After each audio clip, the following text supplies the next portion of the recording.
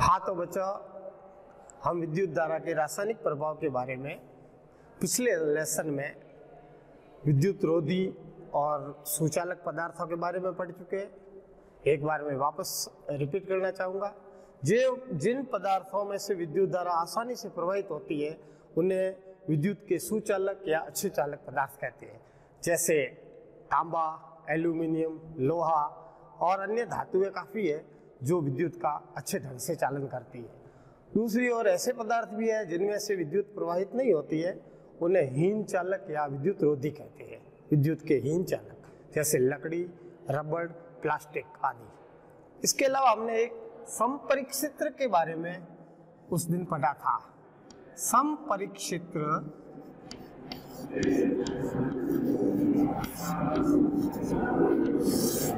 या जिसे टेस्टर कहते हैं। इस टेस्टर द्वारा हमने द्रवों में विद्युत चालन के बारे में पढ़ा था। द्रव विद्युत चालन करते हैं, लेकिन कभी कभी क्या होता है, टेस्टर के अंदर जो बल्ब होता है, ये बल्ब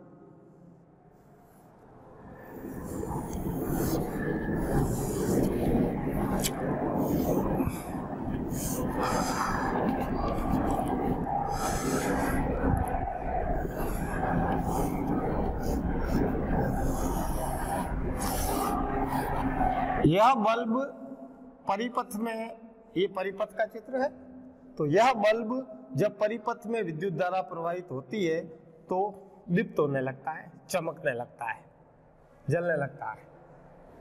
कभी कभी क्या होता है, परिपथ में मान लो कोई ऐसा द्रव है, द्रवों में विद्युत चालन के बारे में पढ़ा था, तो मान लो किसी द्रव के अंदर विद्युत धारा बहुत दुर्बल है या बहुत कमजोर है, तो परिपथ में विद्युत धारा का प्रवाह तो हो रहा है, लेकिन उस विद्युत धारा के प्रवाह के कारण बल्ब है वो नहीं जलता है, दीप्त नहीं होता।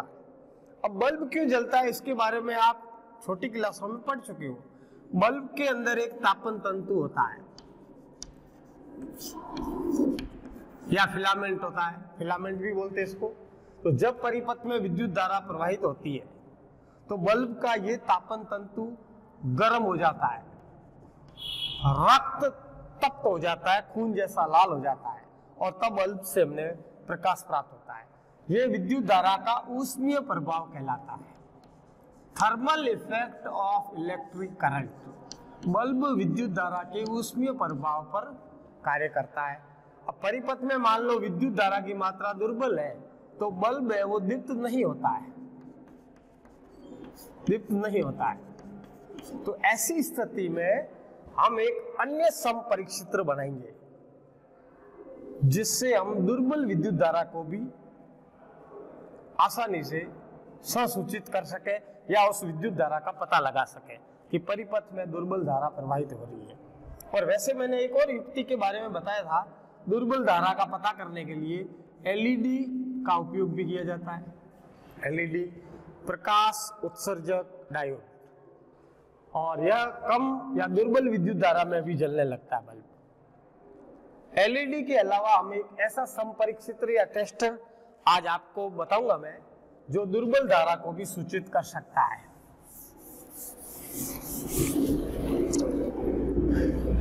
एक माचिस की कोई भी खाली डिबिया लेकर के और उस डिबिया का ट्रे वाला भाग निकाल लेते हैं।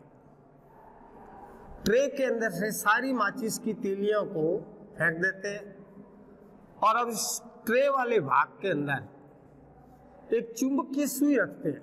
ये चुंबकीय सुई के बारे में आप पढ़ चुके हो, कंपास भी बोलते सो। ये चुंबकीय सुई,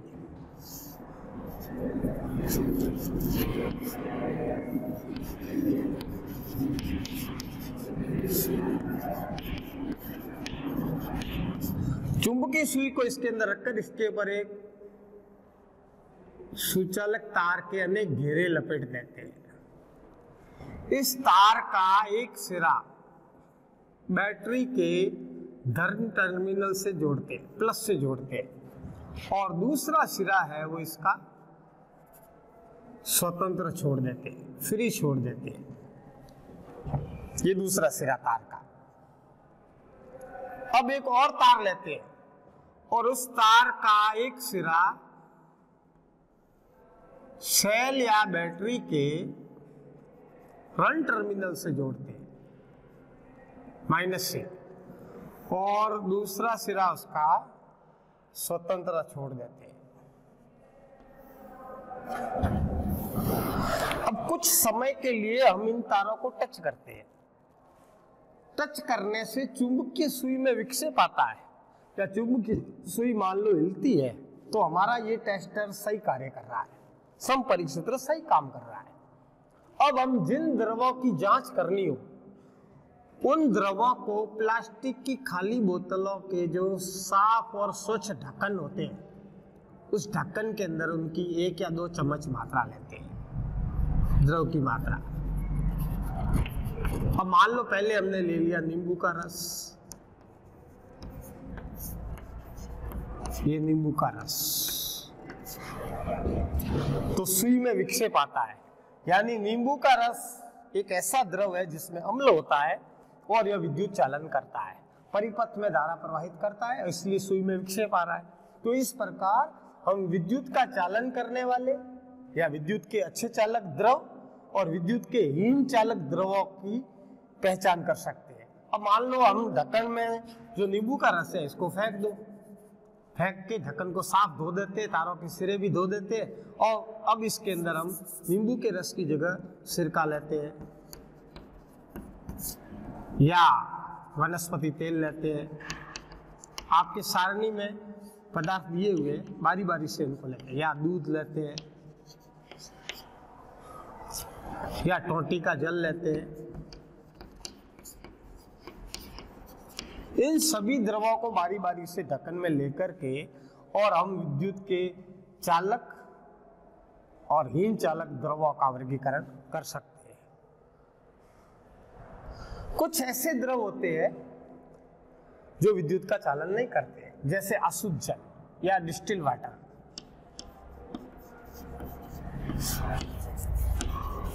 अशुद्ध जल इसके अंदर डालेंगे तो विक्षेप नहीं आएगा। अशुद्ध जल विद्युत का चालन नहीं करता है क्योंकsich इसके अंदर अम्ल लवण क्षारक की कोई मात्रा नहीं होती है, 100% शुद्ध वाटर होता है और विद्युत का चालन नहीं करता है, इसलिए इससे विद्युत का हीन चालक कहते हैं या कुचालक कहते हैं। वायु विद्युत के हीन चालक है, यानी स्वतंत्र जब सिरे होते हैं तो विक्षेप नहीं आता है, यानी वायु में बिजली का प्रवाह नहीं होता है। लेकिन विशेष परिस्थितियों में वायु है वो सुचालक की तरह कार्य करती है। जैसे आकाश के अंदर बिजली चमकती है या तड़ित चमकती है तो वो वायु से प्रवाहित होकर के धरती तक आती है। तो कुछ पदार्थ हीन चालक होते हैं, लेकिन विशेष परिस्थितियां जब होती है तो वे अच्छे चालक बन जाते हैं।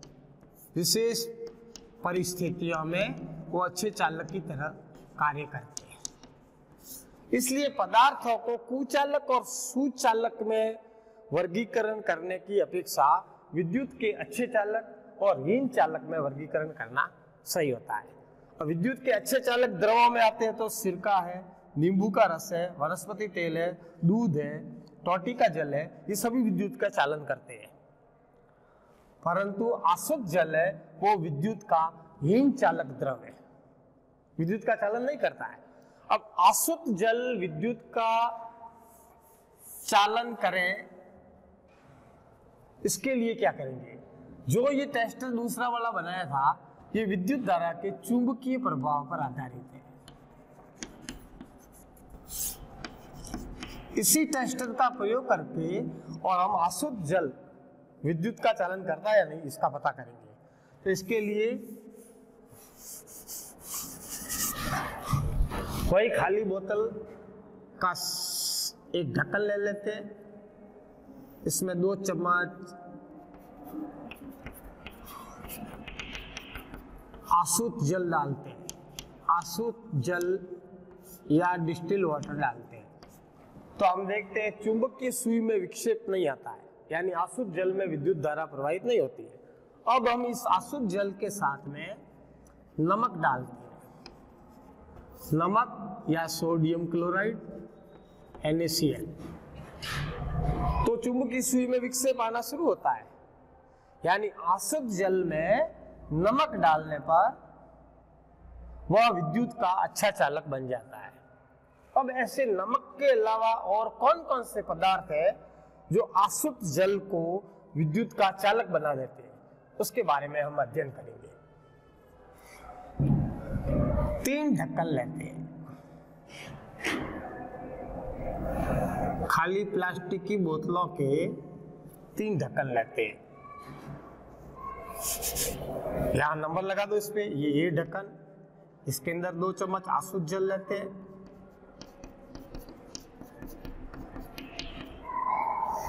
इस ढक्कन में आसुत जल, और आसुत जल के साथ में इसमें मिला देते हैं नींबू का रस।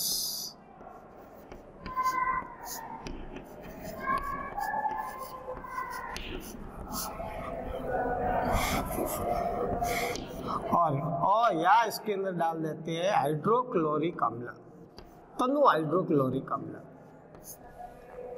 और टेस्टर से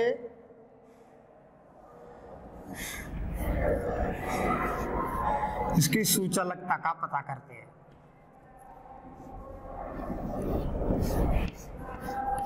तो चुंबकीय सुई में विक्षेप आता है।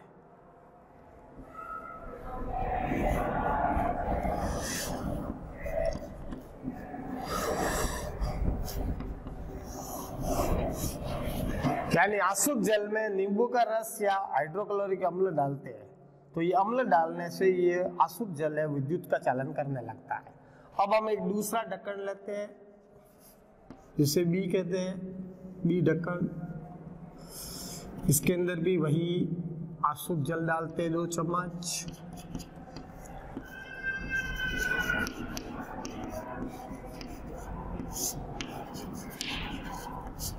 इस आसुत जल के अंदर सोडियम हाइड्रोक्साइड या कास्टिक सोडा डालते हैं, NaOH।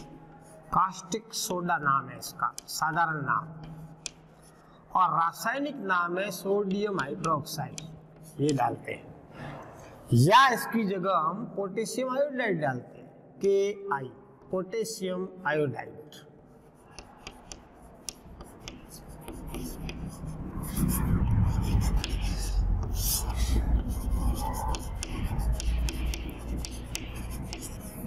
ये दोनों क्षारक होते हैं, और जैसे ये क्षारक आसुत जल में घुल जाते हैं तो चुंबकीय सुई में विक्षेप आता है।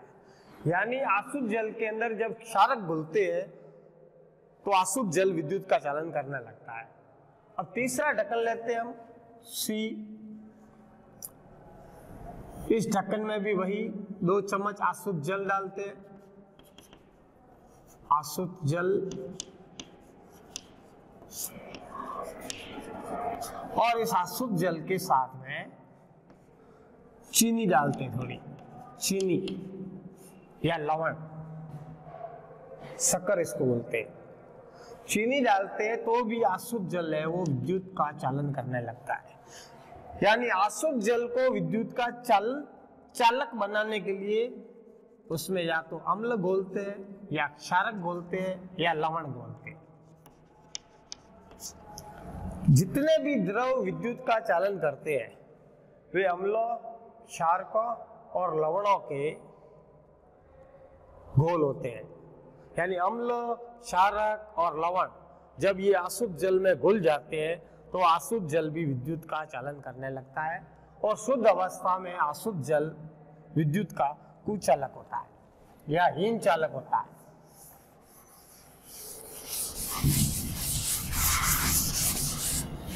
विद्युत चालन करने वाले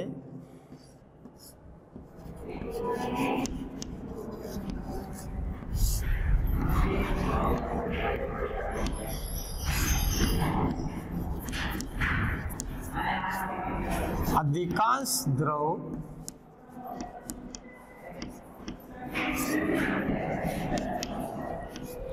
अम्लों, क्षारकों या लवणों के जलीय विलयन होते हैं।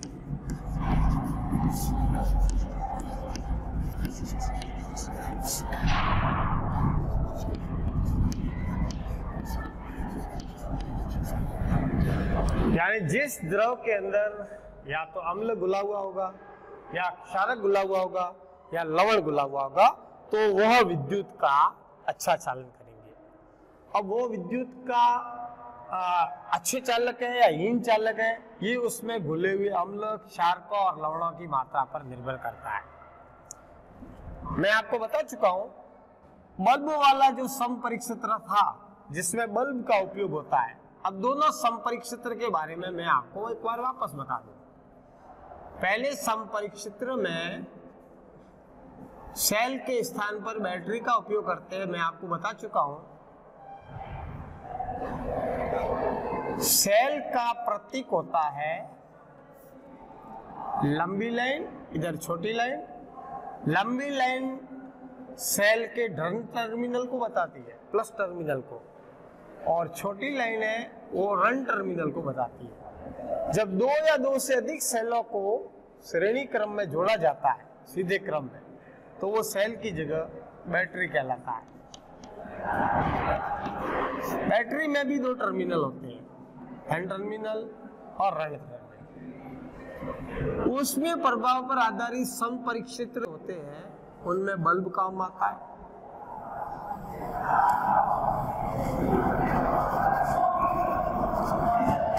और यह बल्ब का तंतु है वो उच्च ताप से गर्म होकर के और जलने लगता है। इसके लिए विद्युत धारा की मात्रा अधिक होनी चाहिए। ये समपरिक्षेत्र है, ये विद्युत धारा के ऊष्मीय प्रभाव पर आधारित है। और दूसरा जो नया समपरिक्षेत्र आज मैंने बताया है, वो विद्युत धारा के चुंबकीय प्रभाव पर आधारित है, जिसमें एक चुंबकीय सुई होती है जो माचिस की खाली डिबिया की ट्रे में रखते हैं। ये चुंबकीय सुई होती है, और इसके ऊपर ये तार लपेटे होते हैं। इन तारों में एक तार का सिरा है वो बैटरी के धन टर्मिनल से जुड़ा होता है, दूसरा तार इससे लेते हैं।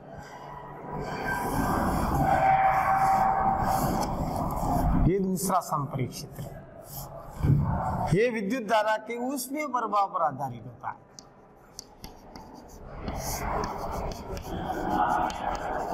और ये चुंबकीय सुई वाला ये विद्युत धारा के चुंबकीय प्रभाव पर आधारित होता है।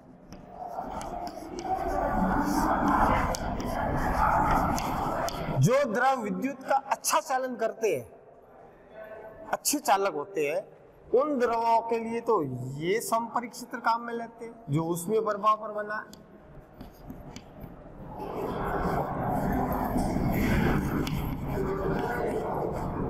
और दूसरी ओर दुर्बल विद्युत धारा का पता लगाना हो तो उसके लिए ये समपरिक्षेत्र काम में लेते हैं जो चुंबकीय प्रभाव पर आधारित होता है। इस प्रकार हम द्रवों की विद्युत चालकता का पता करेंगे। अब किसी विलयन में विद्युत धारा प्रवाहित होती है तो क्या प्रभाव उत्पन्न होते हैं, ये हम नेक्स्ट टॉपिक, अगले टॉपिक में लेंगे। थैंक यू, धन्यवाद।